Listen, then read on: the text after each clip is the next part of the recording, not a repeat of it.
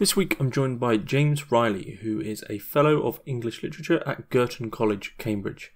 He focuses on modern and contemporary literature, popular film, and the culture of the 60s.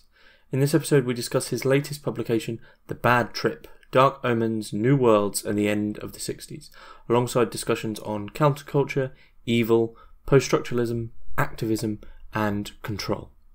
I'd like to say a big thank you to all my patrons and paid subscribers for making all of this possible, and if you'd like to support Hermitix or become part of the community, please find links in the description below. Enjoy. James Riley, thanks for joining us on Hermitix podcast. How are you? I'm good. Yourself? I'm very well. Thank you very much for having me. It's a real pleasure to be here. That's okay. So we're going to be talking about your new book, The Bad Trip, Dark Omens, New Worlds, and the End of the 60s, which is sort of it's quite a strange book. It's an overview of what was going on in the 60s, which, for many people who've read these kind of books, that's going to sound cheap. But what James is doing here is assessing the 60s and early 70s through a lens which is honing in on the inherent darkness which was within the culture at the time.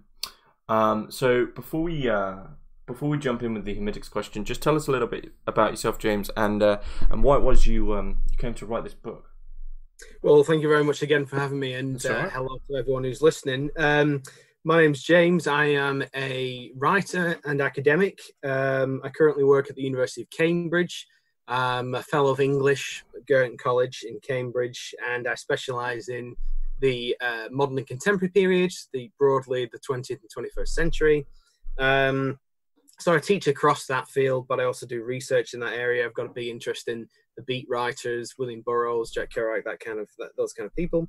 Always very much been interested in the 1960s. I worked on the material quite extensively. I did a big long editorial project with the novelist and filmmaker Peter Whitehead. I used to run his archive for a number of years. So all this material has also been there within my sort of professional and personal life, and just a point of interest. And I really did want to sort of pull a lot of these parallel strands together. I wanted to look at their intersections. I've been long fascinated with the 1960s, but as you say, some of the elements that you might want to call the dark side. This goes back to childhood and early teenage years. I grew up listening to sounds of the 60s, grew up listening to my father's record collection, grew up listening to Britpop, bands like Cooler Shaker and all those kind of people.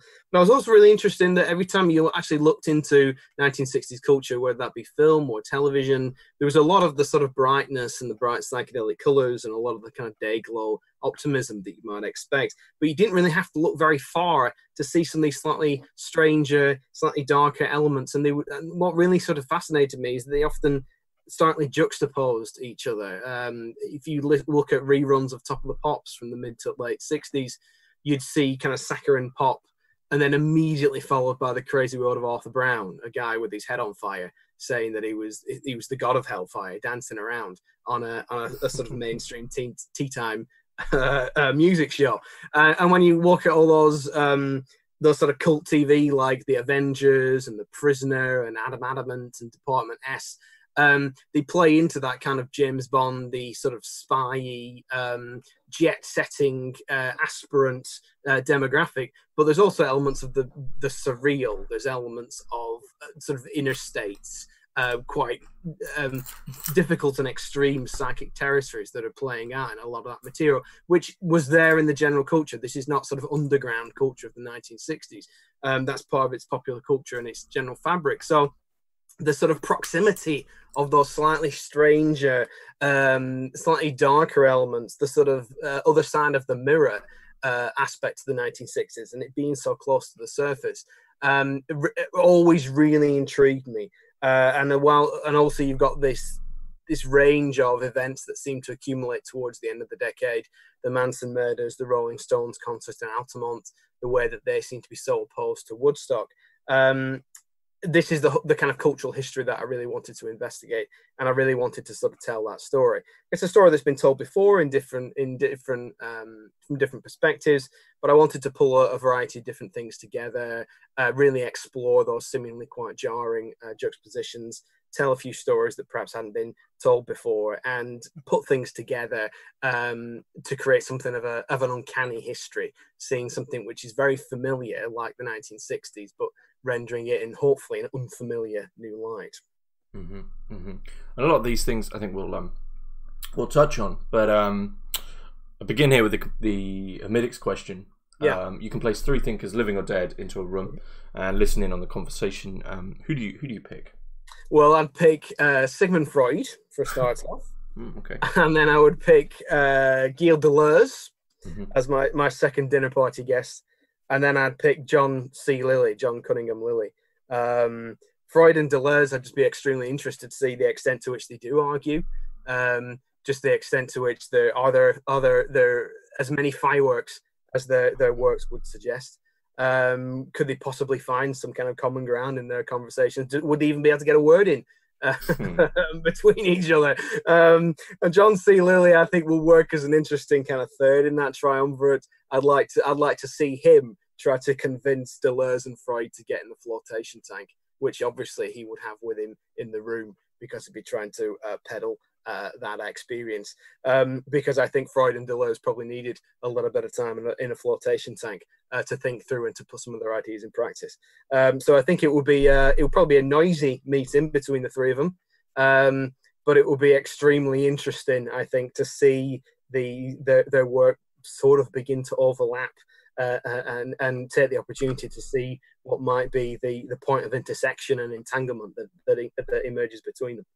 It's interesting when you mentioned the Deleuze in a flotation tank. I was talking to Joshua Ramey the other day, who wrote the Hermetic Delays, and apparently there's these sort of 5 essays that Deleuze wrote when he was younger, which he sort of, he had this thing where he said, like, nothing before this date can be published, but these essays still exist, and in them he's talking about occultists and like occult practice. So I think he'd probably be fairly open to absolutely. And I'd like to see some of those metaphors from capitalism, schizophrenia, and 1,000 Plateaus. See if they actually the sort of body without organs, and see if they actually he's actually thinking through some kind of existential position rather than working through a kind of intellectual maneuver.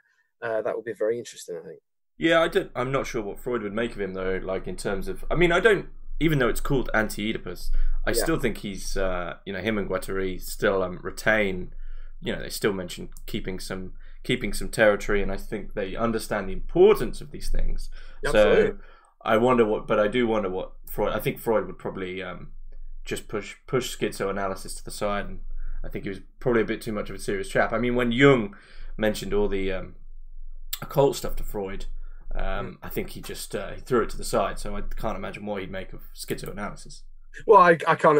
That's why I want to put them in a room together. I'd like to get all the frustrations out, do a few icebreakers, because of course I think that the work that we're left with, when we're able to pore over it and to think about all do a kind of exegetical analysis and think through all the different allusions and references, there's all kinds of overlaps, and you see all the sort of intersections between these very sort of resonant and important works.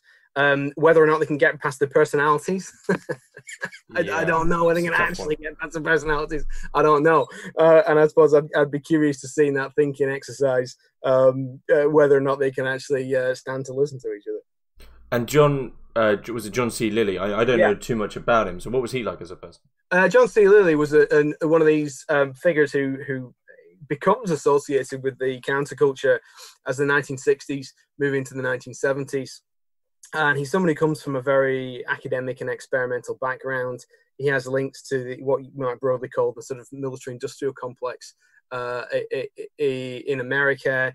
And he becomes very interested in forms of sensory deprivation, flotation tanks, communications with dolphins, animal communications, and so on and so forth. And his work comes out of lots of government-funded research into alleged cases of mind control and brainwashing, which is a sort of military anxiety that comes out of the Korean War.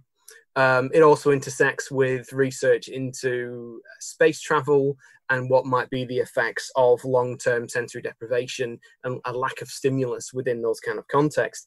And there's a variety of other researchers who are doing similar kind of work. Lots of experiments taking place at McGill University with so-called black rooms. And John C. Lilly initially starts out as part of this, but he then moves in a slightly different, I suppose, slightly more spiritualized, if not mystical, position, where he begins to experiment with placing himself in heavily salinated water, where he sort of floats unencumbered of any kind of sensory stimulus. And the predominant hypothesis would that you would essentially switch off in the absence of any kind of external stimulus. But he then finds that the mind starts to essentially kind of self-generate, produce lots of information, and produce lots of stimulus in the absence of any kind of external information moving in. And he comes to regard this as sort of profoundly important experiences and an altered state. And he gradually begins to see it as a way of, if you like, contacting various disincarnate entities, moving through different sort of historical and genetic identities. And his work veers between these polarities of a very kind of experimental and procedural scientific approach to this subject, and almost a kind of Learian discourse of thinking through the sensory and the psychological potentials and significance of what he's experiencing in these sense deprived states. Mm-hmm. Mm-hmm. I imagine, well, obviously altered state is going to come back up. Yeah. But the book, The Bad Trip, is sort of, when I was reading it, I got the sense fairly early on that you're trying to make the case within this that the devil or sort of a satanic force or some sort of dark force quite literally possessed the Sixties. Now, where do you think this came from? I mean, if you agree with me, that is. Well, I think that you could make that case if you look back to the sort of various cultural shifts within the landscape of the 1960s. I think certainly that would be a very good summary, if you like, or a very good way of interpreting the appearance of films like Rosemary's Baby, the Roman Polanski film, which has a certain place within this matrix of intersections and overlaps between events and you know, films and cultural products, in the way that, say, Roman Polanski then very unfortunately and very terribly and very tragically for him begins to be entangled within the kind of Manson story. So you could look at the popular culture and the film and the cinema and some of the literature of the 1960s and say, yes, at some point in the mid to the later point of the decade, the devil does seem to loom large. But of course, you've also got artists and thinkers and writers like filmmaker Kenneth Anger, who's deeply influenced by Aleister Crowley. You've got a variety of sort of splinter and micro-religions. You might disparagingly want to call them cults, like the Process Church of the Final Judgment, and of course the Church of Satan itself, which is developed by Anton LaVey, which puts within the public discourse and puts within the popular culture a much greater currency linked to this figure of Satan and figure of the devil. And I think that in one sense that kind of makes sense, in the sense that there was a decline in respect for, adherence to, attendance in relation to quote unquote conventional religion. A kind of Judeo-Christian worldview started to wane for a variety of reasons in that period. But I think the more kind of significant figure here, in the sense of drawing together lots of different spheres and individuals and areas of the culture, would be a figure, not so much the devil per se, not so much Satan, but also a figure like Lucifer. This idea of this rebellious former angel figure. Certainly the figure of Lucifer is someone who meant a lot to Kenneth Anger. It's a sort of word and a figure that permeates through different avenues, if you like, in the cultural landscape. The Rolling Stones play with this figure quite a lot, and it's not so much a kind of movement to the dark side in the sense of a complete inversion. It's more a sense of embracing a certain kind of rebellious spirit. That certainly seemed to be what someone like Anger was trying to promote in his celebration of this figure, and certainly what people who found themselves gravitated towards Kenneth Anger seemed to get from that. As to why there was such a big take-up in these ideas, as to why there were so many kind of parallel spheres of interest, so many different artists and writers thinking about this at the time, why in general these diabolical figures and these representations of the devil took on such prominence within the decade. I think it does come back to this idea that there's something of a demographic shift. I think there's something of a paradigm shift within the culture where you have a young and educated, a curious, disillusioned and frustrated generation moving away from the standards and the orthodoxies and the conventions and the language and the images of their parental generation. The writer Joseph Burke, in a book called Counterculture, written in 1969, he referred to, when he was trying to bring all these different senses of a kind of cultural shift together, he talks about it as a movement away from the parental stem, moving away from parental pressure, parental expectation, the whole idea of the nuclear family and what that represents. The whole idea of a certain kind of Protestant work ethic, the whole idea of certain kinds of expectations in terms of one's life trajectory. Now you can see this in terms of just moving away, if you like, from a 9-to-5 existence, attempting to move into some kind of social and economic autonomy. But I think the figure of the devil, and I think the associated figures like Lucifer, also highlight and sort of shed light onto the fact that that similar kind of movement was also taking place on a religious and a spiritual level, that there was a sort of dissatisfaction with the standard, conventional, in some ways hypocritical nature of conventional Judeo-Christian religion at that time. Mm-hmm. So do you think that then this rebellion against the parental stem sort of backfires for everyone in this generation, in this era? I don't think it backfires necessarily. I think it's easy to look at the 1960s as a kind of failed project. This is one of many narratives that's often said and what are used to describe the 1960s, that you get this fabulous kind of arc of kind of optimism and creativity and progressive politics and movements forward, but it seems to wither at the end of the decade, and I think that's why there's so much emphasis placed on events like Altamont and the Manson murders, because they seem to hold up a very dark mirror to everything that was hoped for and planned and projected and plotted out before that, as if these are these kind of great disasters which ended this project. I mean, obviously they were terrible events, but I don't think they were sort of enough to really kind of collapse a decade-long project. I think the emphasis is more the sense of, if you are attempting to define a culture and a counterculture in terms of it being a generation of the young, you are immediately placing a limitation on that, because of course that generation is not going to be young for long. It's always going to be limited. It's always going to be narrow in terms of its scope. It's always going to be a very brief flowering. And if you follow a number of the figures who come to prominence into the 1960s, they carry on doing things. They carry on developing their projects. They perhaps don't have the sort of glorious, if not apocalyptic, resonance and significance of some of the language that's highlighted in the 1960s. I'm thinking here about the language pertaining to the age of Aquarius, for example. There isn't this kind of one kind of singular moment where a kind of golden age apocalyptically is made manifest all of a sudden. But I think the reason why we sort of sometimes see the 1960s as a kind of failed project and kind of doomed to fail, or something which didn't fully realize itself, is because there's kind of enormous amount of emphasis placed upon the work of a relatively small number of people in relation to kind of almost, if you like, fetishizing them as a youth culture, and that's not going to last. That's always going to be extremely temporary, and it's almost as if sort of subsequent historical analysis of those projects can't seem to really get past the idea that, yes, oh my goodness, they do actually grow up and change and start to do different projects.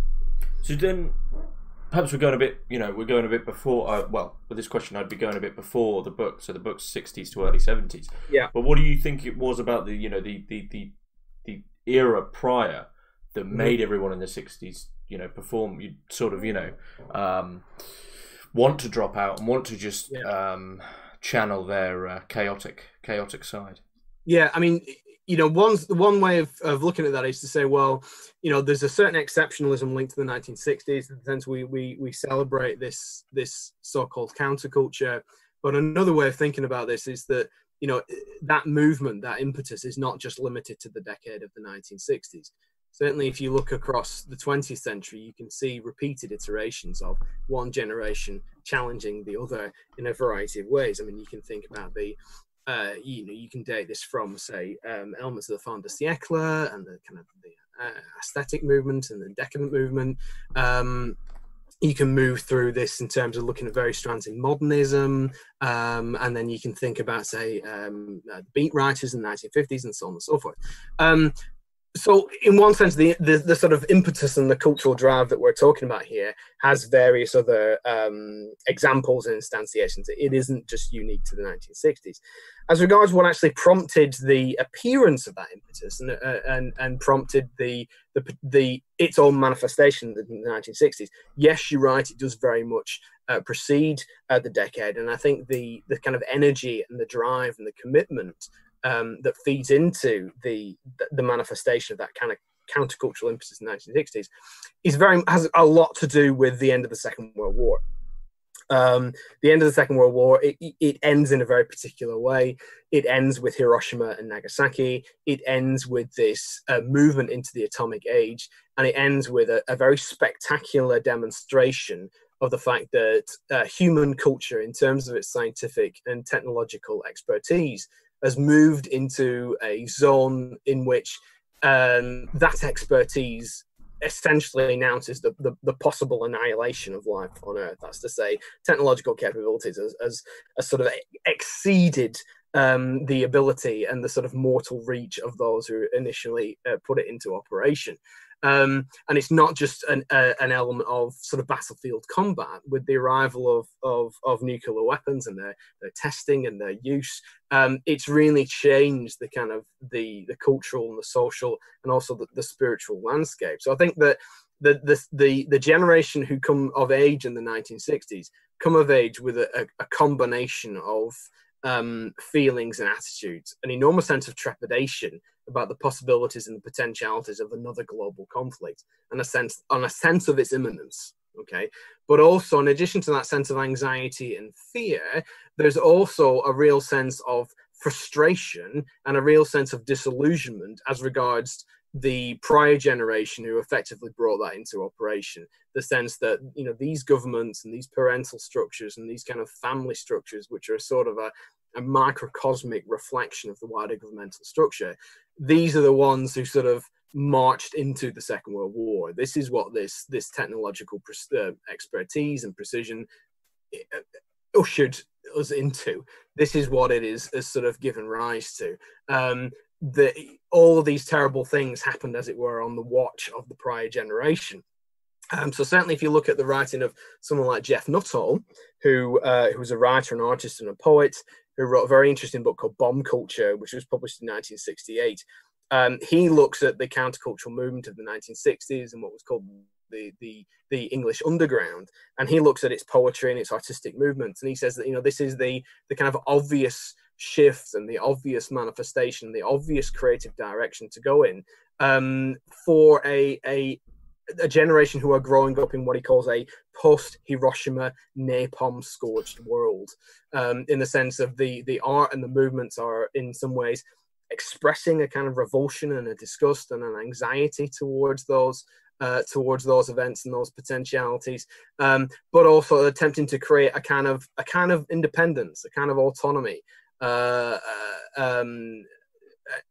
sort of enclave and a kind of social movement away from the structures, the conventions, and the influence of the prior generation, who seem, certainly from the perspective of Jeff Nuttall and various associates and fellow travellers, seems to have be pushing the world and pushing politics and pushing global conflicts into very difficult and dangerous directions. So reflecting on it's not so much a kind of frustration just against one's parents. It's almost a frustration against the generation that led the world into potential total disaster that does inform a lot of these movements at the time. So do you think that, I mean, I'm not sure how you define success in this way, but do you think that the 60s was sort of successful in their attempt to break down conservative values in that way?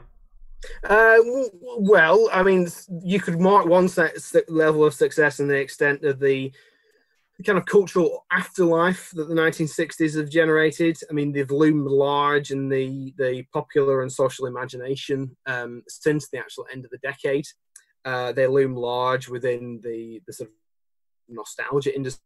That's absolutely true. I think the decade occupies a sense of exceptionalism that few other decades approximate, I think.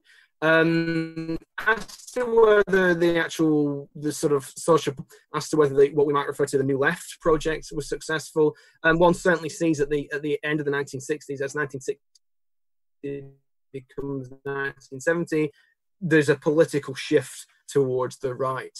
There's a definite political shift back, as it were, to conservatism, with Richard Nixon in America, Edward Heath in the UK, George Pompidou in France. By the end of the 60s, there's a new wave of political conservatism, occupying very much the political landscape of the West. So whilst we can look at the political positions of the 1960s as exemplifying admirable positions, and whilst of course they a lot of those projects and a lot of those positions maintain very interesting, very strong, very necessary movements beyond that. Politically, the 1960s do represent something of an island within the 20th century. They do represent something of a relatively brief bubble of kind of left-wing activism. So, and that's I think that's got to do with the fact that, when we think, we tend to kind of align the 60s and the counterculture together as if they are exactly the same things. But once you actually begin to think about the details of its history, that which we refer to the counterculture is a relatively small amount of people and a relatively small number of groups within a much wider and a much more complex socio-political landscape, which is largely dominated by a demographic who see the pressures and the political perspectives of the so-called counterculture and the underground as deeply threatening to the status quo. As deeply threatening to a series of values which they hold very dear. And it's certainly from an American perspective, it's the so-called middle America, the forgotten Americans, who are seen to be instrumental as putting Nixon into the White House by the end of the 1960s. And thus you get this campaign of law and order, which is very much based around trying to knock back and undo a lot of the social political progressivism that one saw during the 1960s. So the politics of the 1960s and they're highly resonant, and they're celebratory, and they're very much in line with a lot of left-wing activism that followed. But in terms of the shifts and the movements of mainstream politics, they are somewhat brief and they are somewhat limited. And what if one was being very harsh and very cynical, one could indeed say, yeah, they kind of failed to flower and fully manifest in the sense of actually changing the mainstream political landscape. So something of a counter argument to that is that, it was also a kind of top-down approach. If you look at the British situation in the 1960s, there was a movement towards a liberal perspective. There was a shift in terms of political policy in a very kind of progressive and left-wing perspective. But that one could say that has less to do with a sort of the effects of political activism. One could say that had less to do with the effects of successful protests and more to do with there actually being a political will to actually change things. So all those big political movements that one sees from the mid to the late 1960s in the UK regarding censorship, abortion, a legislation regarding the partial decriminalisation of homosexuality, it required there to be a kind of socially progressive mainstream politics in place in order for that to happen. So you have a kind of moment of reflection of two spheres of interest rather than necessarily a group of people on the street who call for a change and then that change happens.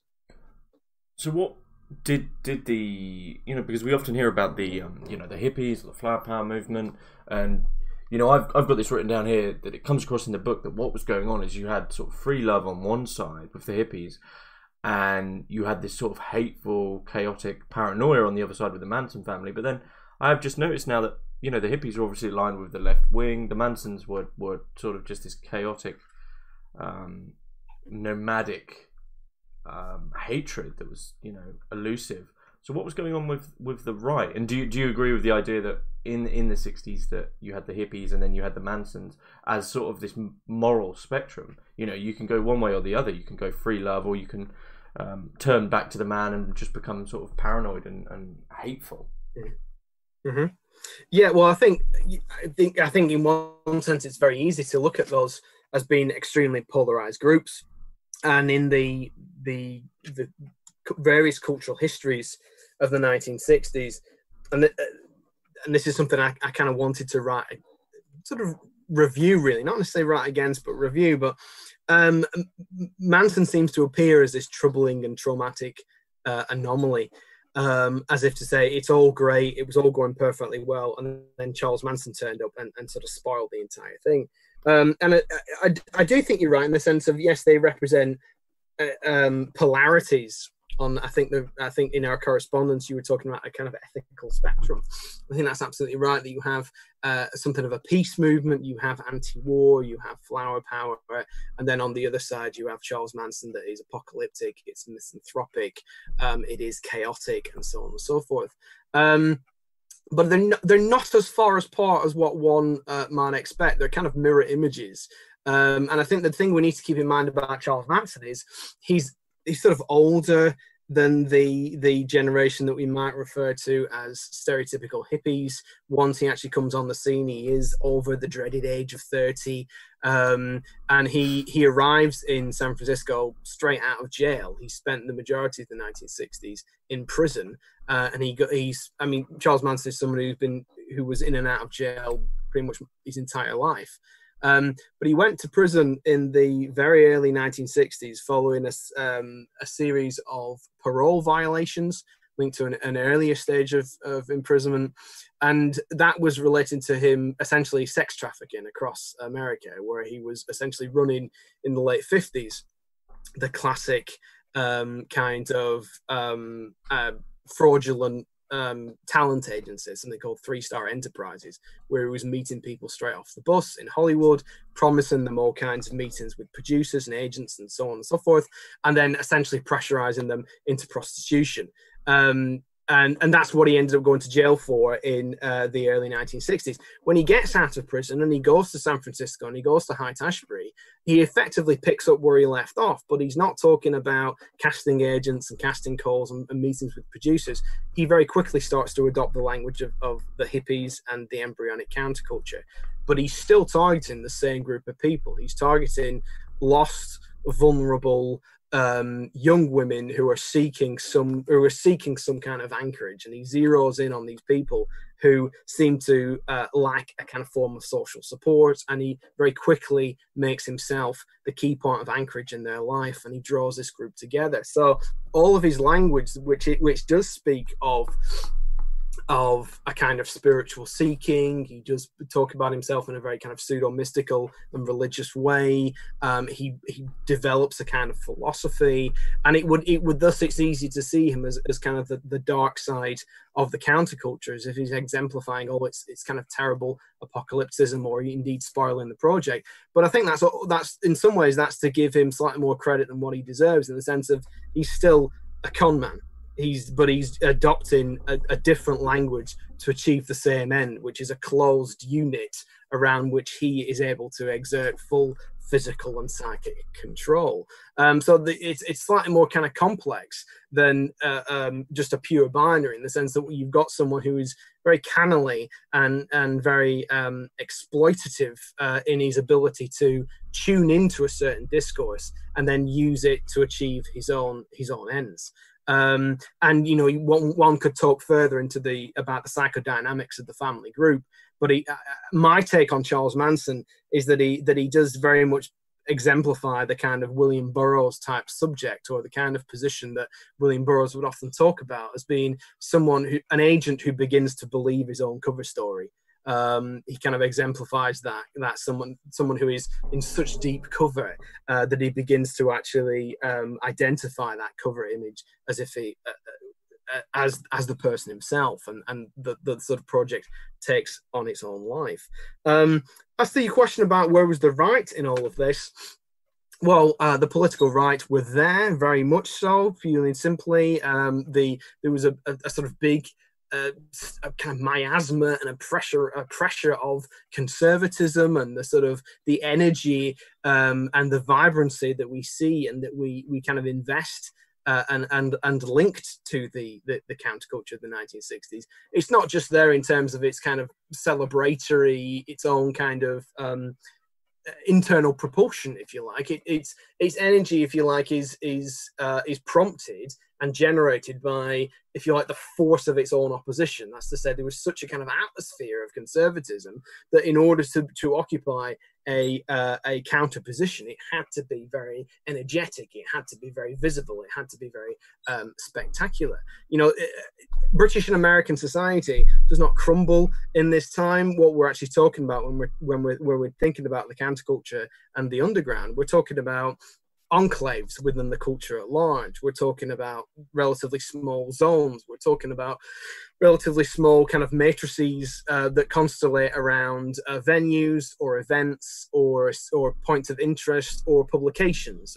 International Times in the UK, and things like the East Village Other, and the Oracle on the West Coast. But they are points of interest and sort of outposts, if you like, in a wider political and social landscape, which is still very much exemplifies and still very much kind of makes manifest the generation and the standards and the conventions which are allegedly being blown away at this time. Mm-hmm.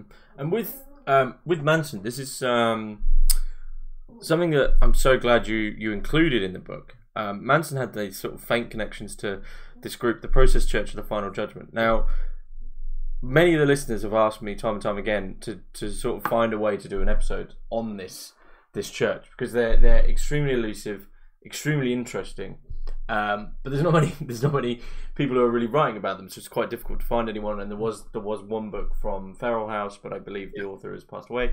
So, why was it you included these people, and why are they actually quite important to the 60s? The Process Church of the Final Judgment are, as you said, an extremely interesting group, and I think they are very much hardwired into this story. The myth, if you like, is that they are in some way entangled to the Manson family, and they play into this idea that there's a grand conspiracy whereby the Process Church are connected to the Mansons, and they are also connected to various other cult groups, serial killers, and so on and so forth, who then proliferate in the subsequent decades. That whole myth, what I found very interesting. That kind of conspiratorial thinking I found very interesting. The links between the Process Church and Charles Manson are there in a very peripheral way. The Process Church started in the UK. They had a branch, a chapter house in Mayfair in London. And then they expanded quite quickly and opened up other chapter houses, particularly in America. When they opened one in San Francisco, was within the Haight-Ashbury sphere. It's highly likely that Charles Manson may have gone to their buildings. He may even have gone to their seminars on their services, as did many other people. This is the thing, that if you are, you know, when there's a lot made in the kind of conspirasphere and the kind of conspiratorial worldview of intersections and overlaps between these personages who subsequently gain great status, and there's a lot of become very high profile for a variety of reasons. But if you just think about that kind of Haight-Ashbury ecosystem, it's entirely likely that all these people would be moving in and out of each of the sphere of influence. But that doesn't necessarily mean that there is a grand conspiracy behind them. So there's kind of anecdotal and peripheral links. And the process put out their own magazine, a beautifully designed, often very disturbing series of journals that looked at different themes. The sort of the most infamous one is one that takes the theme of fear, and it's very well put together. The key person here is a person called Timothy Wiley, who has recently passed away, but he was a very kind of proactive member of the group, and he was a former graphic designer. So he was responsible for a lot of the look of the process and a lot of their graphics, which it's beautiful typography, but they also worked very well with putting disturbing images together, lots of film images together, lots of photography together. It's a very well put together kind of montage or collage. In one of their issues, they actually included a statement from Charles Manson, obviously around the time of the Manson trial. It's very well publicized. Lots of this information was available. Manson was corresponding with people to quite a great extent. So one of their magazines and one of their publications does include a relatively short statement / text from Charles Manson. But again, that doesn't necessarily equate to a grand conspiracy and a point of linkage between the Process Church and the family group themselves. As to what the process were about, this is what, more so than the possible conspiratorial links, it wasn't really that interested me and why I put them in the book. The reason why I wanted to put them in is because they do exemplify, if you like, they demonstrate this shift away from, as we said at the start of this conversation, the parental stem. They do very much exemplify a group of searching, seeking, young, highly educated, in some way very ambitious, but also disillusioned group of people who are coming of age at a time where they've sort of lost faith with and lost respect for the preceding generations and their establishments. They're also coming of age in a London which is still there's visible bomb damage throughout the city. National service is still there. Rationing is a very recent memory. So they come of age within a period of time where there's a real sense of need for a new direction and a new sense of difference. So the Process Church kind of absorbs all of this and takes these frustrations and this kind of existential angst and spiritualizes it. So they begin to talk quite explicitly about apocalyptic ideas. They do begin to talk about quite explicitly about Christ and Satan uniting in harmony at the end, broadly understood, and Christ will pass the judgment and Satan will carry out that judgment. So their kind of religious language is deeply apocalyptic. It speaks about the end of the world. In terms of their own practice and their kind of attempt to increase the flock, the way that they would make their argument to people they were trying to get into the group, they would say that it's their job to kind of inaugurate this apocalypse, to kind of amplify and to bring the end of the world closer, not purely and simply out of a kind of destructive intent, not purely and simply out of a kind of nihilism, a sort of misanthropy.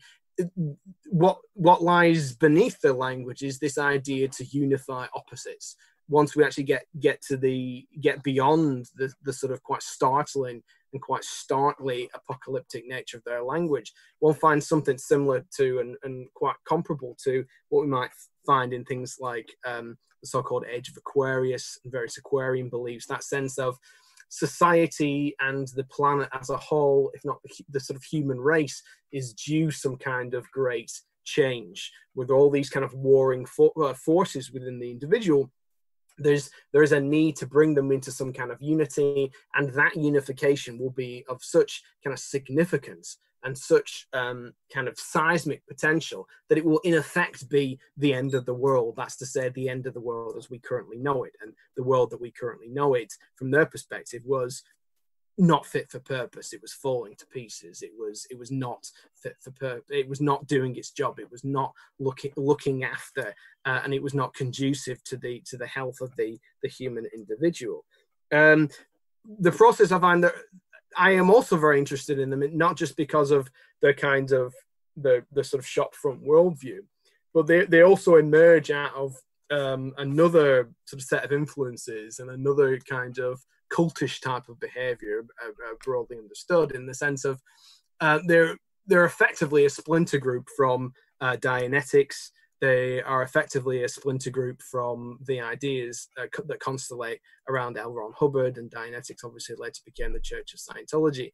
The process were put into operation by Robert de Grimston and Mary-Ann McLean, who, before they branded themselves as the process, offered a kind of renegade Dianetics under the name of compulsions analysis. And it was a sort of combination of psychoanalysis and systems theory and Scientology, sort of designed to work through people's neuroses, to articulate their neuroses, to sort of expel them. And what one finds with the process is sort of taking all those ideas which are somewhat subliminal within Dianetics, that Dianetics being almost a combination of sort of popular electronics and medieval demonology with the e-meter and the reactive mind and so on and so forth, and taking it in a much more kind of spiritual and para-religious direction, offering it less in terms of a kind of self-help or therapeutic process, but offering it much more in the sense of this closed, hermetic, in some ways quite sinister is the wrong word.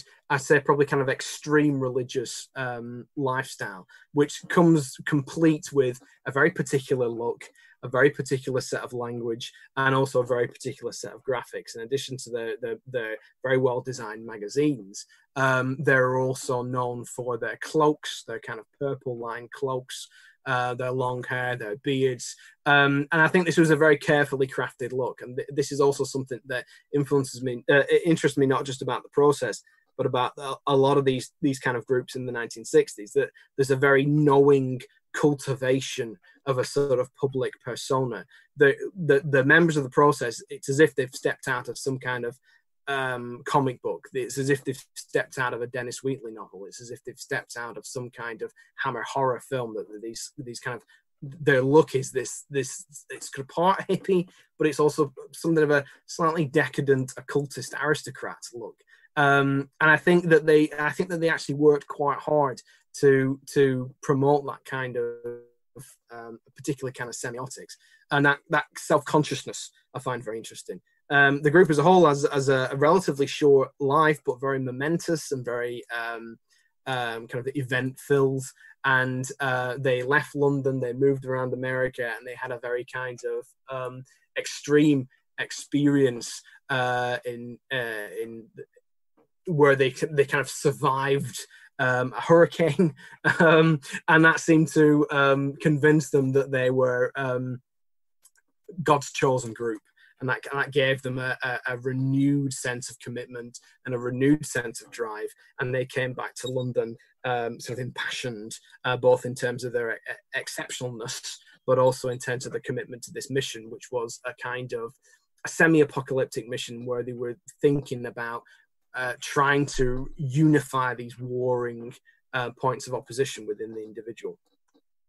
What's interesting there, is that it seems, you know, a lot of what's going on in the 60s, what's going on with the Process Church, what's going on with Manson, this idea of like deconstructing your previous sort of conservative ego. And it seems that the mistake that a lot of people made in the 60s, and where the darkness comes in, is that people don't seem to realize that at the moment when you're completely sort of vulnerable and destroying every should we say like Oedipal or familial thing that you have, that's when someone can come in. And there's a lot of these groups around, like that's what Manson did. He preyed on people's vulnerability. Process Church are doing. That's what Scientology did. Is like, we're going to deprogram you first, and then people seem to forget that, well, if you're deprogrammed, the next thing that comes along isn't the truth. It's just a new reprogramming, right? So, do you think the darkness in the 60s is actually this sort of is sort of flower power, but it's covertly actually a form of control in the same way that any sort of like conservative way is a form of control? These people were just using the vulnerability. You know, people are vulnerable once they've been deconstructed, and most of these groups, perhaps the 60s itself in a certain way, is using this vulnerability to then attune these people to whatever whims or whatever aims that group wanted, really. That, you're absolutely right. That's an extremely good way of putting it. I think you've hit the nail on the head there, particularly use of the word deconstruct. I don't think there's any coincidence that a lot of these ideas from poststructuralism are being developed at the same time. If we think about deconstruction, and if we think about it in terms of the intellectual method from Derrida, you know, he's offering his structure, sign, and play essay in 1966. Similar work is coming from Roland Barthes during this time, Michel Foucault, obviously, as we've mentioned before, Deleuze and Guattari are generating their ideas at this time. I don't think that's any surprise, because it's almost as if the concepts of the I, concepts of identity are not necessarily being changed in this period. We often might want to draw upon phrases like alternative to think about an alternative culture. And there's obviously that idea is there within the concept of a counterculture. But I think once we get down to it and we're thinking about what was actually taking place and what was being offered, I think, yes, you're right to talk about it in terms of a deconstruction of the self, a deconstruction of the ego, in the sense of all of those prevailing kind of holding ideas, points of reference, are being shown to be provisional. The contingency is being highlighted. The kind of the sort of non-sustainable kind of metaphysical position is being highlighted. They're shown to be always in a position of deconstructing themselves. I think that's absolutely true in terms of a lot of the discourse, a lot of the kind of interrogation that one sees across the spectrum.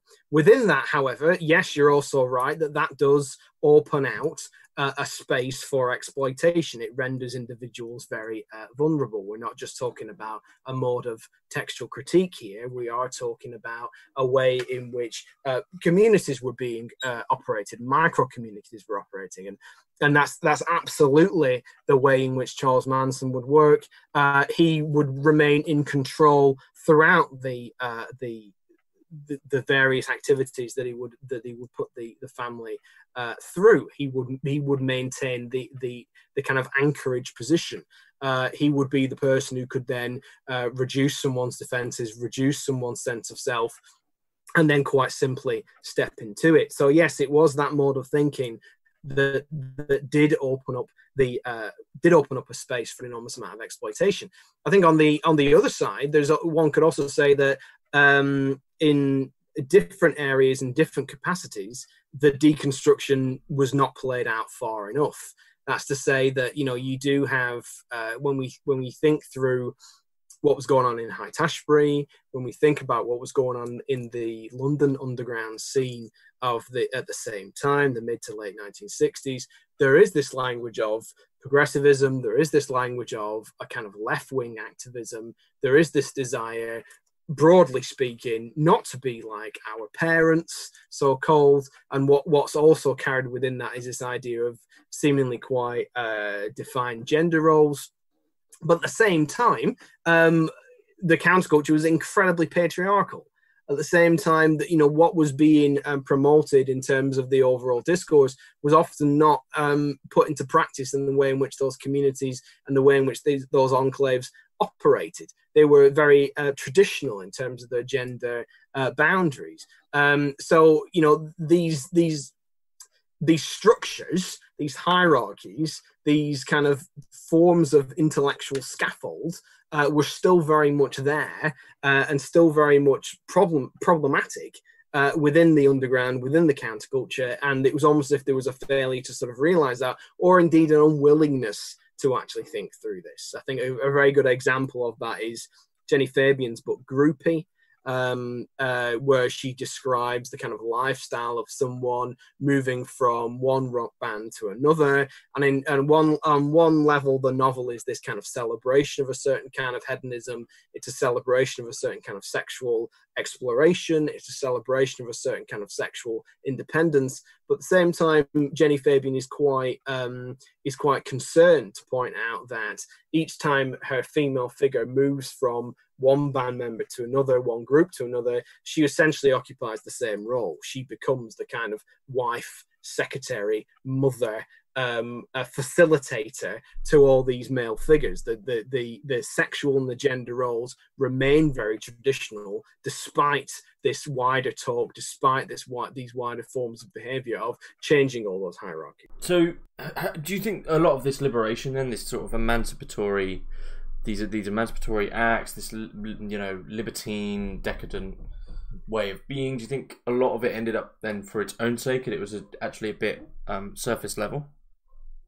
Well, I think yes, in one way, yes. I think you could perhaps say that. I don't think it's necessarily entirely for its own sake. I think there's a politics there. I mean, I think if you look at, say, things like you know, the kind of examples that are usually trotted out to exemplify a certain kind of atmosphere or a certain kind of ambience of the 1960s. We do have these things like flower power. We do go back to the Beatles and All You Need Is Love. We do think about the summer of love. On all these other kind of examples that are connecting the 1960s with this idea of love. And it's very easy and it's very tempting. And it's very kind of straightforward to say, well, look, that was just a kind of call to a kind of unreconstructed hedonism. It's a kind of the emancipatory politics of the 1960s were simply a way of a kind of avoidant method of privileging one's own pleasure. It's ultimately very selfish, and then obviously it doesn't lead anywhere.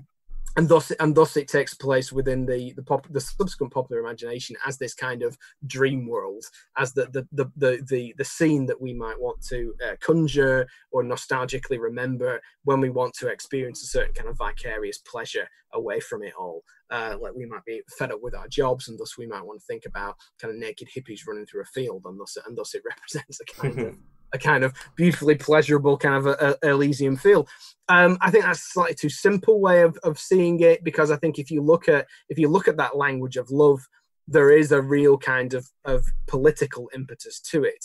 There's a call for a certain mode of behavior. When we think about the summer of love, it is a phrase that has a certain kind of, it took on a kind of a certain kind of meaning within the popular repertoire of the time. It became a kind of tabloid phrase, if you like, but it is a phrase that came out of the Haight-Ashbury experiment. Its kind of full context is the Committee for the Summer of Love, in that when Haight-Ashbury was trying to develop itself as this autonomous, as this self-supporting community, they were aware that because of the range of publicity and the range of exposure the community was getting, they were aware that the approaching summer of 1967, they were going to experience an enormous influx of people trying to experience the area, move to the area. There will be students, tourists, runaways, people from coming to this relatively very small area from across the country. Now, Haight-Ashbury is basically a couple of streets in San Francisco. They're aware that they didn't really have the sort of community leaders who circulated around a group called the Diggers, were very conscious of the fact that they were going to have this enormous swelling of their population without the proper infrastructure to actually support it. So if the community was going to actually continue, if it was going to maintain itself as an actual kind of functioning autonomous community, they needed to work in harmoniously. We needed to work as a functioning cooperative. So the language of love was there to signify a kind of, we must regard people in this community as if they are our loved ones. We have to regard everyone as our brother and sister. We have to share our resources without expecting anything back. We have to be committed to the welfare of the person next to us, because otherwise this community is going to fail. So it's not just this call to do whatever you like, have sex with whoever you want without any consequences. It's that sense of, there does need to be, to make this thing work, it has to be a group effort, which proceeds from a duty of care. And when we think about the sort of analog to that, when we think about the Beatles and we think about their broadcasts of all you need is love, again, it's easy to be sort of slightly cynical about that in terms of its sentimentality, similarly kind of cynical about images of people putting flowers in guns. But, you know, the call, the use of that word love at that time is and when we think about the kind of the vociferousness of that call and the kind of commitment that's behind it, and the volume which informed it, it's an index of the extent to which the world was seen to sorely lack it at the time. This is a world which is in a kind of global state of warfare. This is a world in which there seems to be a distinct lack of care between members of the human species, where there's not just a lack of care, but a kind of overt sort of malevolence between members of the human species and the human group. So that word love does have this sort of political impetus to it. There is a kind of a call for and a drive towards respect and reverence and care for each other, and a desire to work together in some kind of community. Whether or not you feel that actually works or that's got anywhere, I mean, obviously that's a slightly different argument, but I guess the point I'm trying to make at this stage is a lot of the language that circulates, it is easy to see it as a kind of an invitation to unthought, an invitation to a kind of selfish pleasure, but there was a kind of theory and also a practice underpinning that. Okay, so do you think there's anything key that I've missed or that you'd like to add in that's unique to the book? Or anything you'd like to add in? Well, I guess the overall idea is that one thing I was trying to get at is the way in which 1969 specifically is often seen as this disastrous year. The fact that the decade plots a trajectory from some kind of optimism, a certain degree of hope, and then there's a series of events which take place in the late 1960s, which seems to spoil all of that. And we've talked about Charles Manson quite a bit, but I guess the other event just to mention here is the Rolling Stones concert at the Altamont Speedway in December 1969. This is another one of these events in which is often spoken about as if it signals a kind of a death knell for the 1960s. And yes, it was a terrible event. Yes, of course, one cannot deny the fact that was a terrible event in which there was a terrible loss of life, which was a terribly badly organized event. And it's inevitable that things didn't go the way that the group had actually planned. But I think what's also very interesting about that event is the way in which it kind of subsequently then looms large within the popular imagination regarding the 1960s. And there are factors linked to that event which are not just due to the fact that it was badly organized and it went horribly wrong. The event brings together lots of ideas and symbols and images which were percolating elsewhere in the decade. The Rolling Stones were working through this kind of Luciferian persona. A lot of the songs they performed at the actual concert carried with them these images.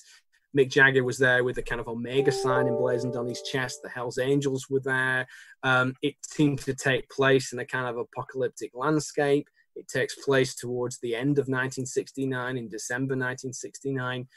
It takes place, shortly after the Manson murders. There's a number of other kind of parallel incidents and sensibilities at the time. So I guess what was actually interesting me about Altamont is not just the events, although I do go to some degree and into some detail to highlight the fact that they were indeed terrible and tragic. But I guess what interests me, which is also what interests me about Charles Manson and to a slightly lesser degree the Process Church, is that they bring together lots of different symbols. They bring together a very potent and resonant language, and they seem to be kind of nodal points within the history of the 1960s, in which lots of things begin to overlap, which are already there within the decade and within its culture.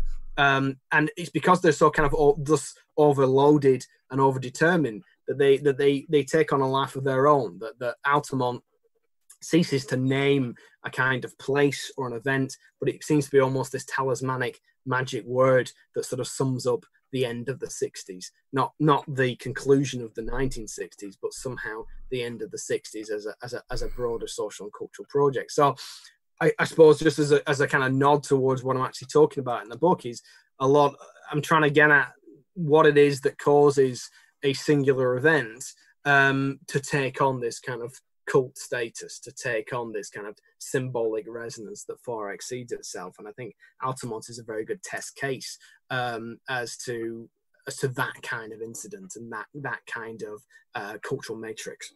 Okay. So whereabouts is the best place to purchase the book? If I'll put links in the description, but to help you out, would it be best to get it from the publisher? Yeah, if you get it straight from, it's published by Icon Books. It's published last year by Icon Books. And if you go to their website, you can order it from them directly, and they've got all kinds of links on there to the book depository, book hive, etc., etc. But it's the best to order from them direct. Okay. I think we could go on for hours now because there's so many. The book is absolutely filled, jam-packed with 60s and early 70s sort of ephemera and cultural ongoings and little things you've never heard of. But I think we've covered a good chunk of it. So, James Riley, thanks very much for coming on. No problem. Thanks for having me.